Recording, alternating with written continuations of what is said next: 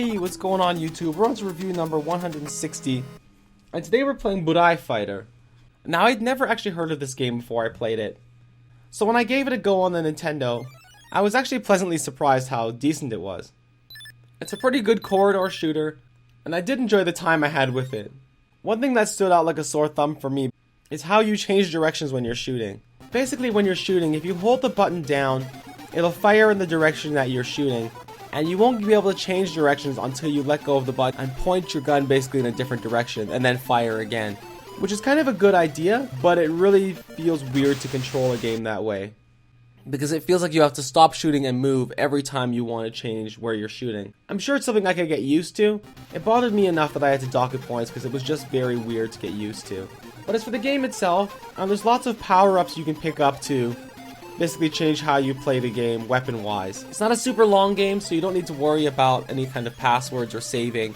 And there's nothing particularly wrong that really stood out besides for the control issue for me. And the game is colorful and bright. But let's take a look at the cover and see what the game looks like. So looking at the cover, it's pretty interesting. The game does include passwords, even though it's not the longest of games. And it does have difficulty levels. And it's kind of strange that the game has multiple endings. I didn't actually expect the game like this to have multiple endings, but if it does, that's cool. Let's see what the back of the box has to say.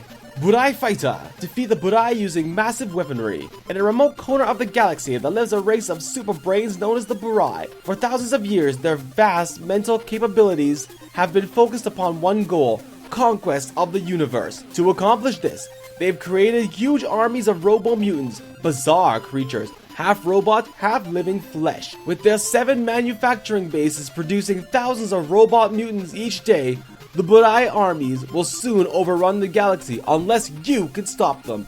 Strap on your proton pack, charge up your laser cannon, and prepare to do battle with the deadliest army of mutant rogues in the universe. You must somehow penetrate the 7 bases of Burai, where you will confront a super mutant gang guarding each base. Monstrous creatures like the Gigantic Crab, Jawspere, and Fang Skull, until finally you face the terrifying Slime Dragon. But with this awesome arsenal of weapons at your command, victory may still be within your reach. It's up to you to rid the universe of the evil Burai once and for all. So yeah, this game has a pretty long description, but the story's pretty basic. Evil thing is making evil things, so go kill the evil thing to be the good thing. It's basically the gist of what it says here. So I think if I'd picked this up when I was younger, I would have had a lot of fun with this game. And playing it now, it's still a very enjoyable game. So overall, Burai Fighter gets a 9.5 out of 10. But thanks a lot guys for watching this review, and I will see you later. Bye.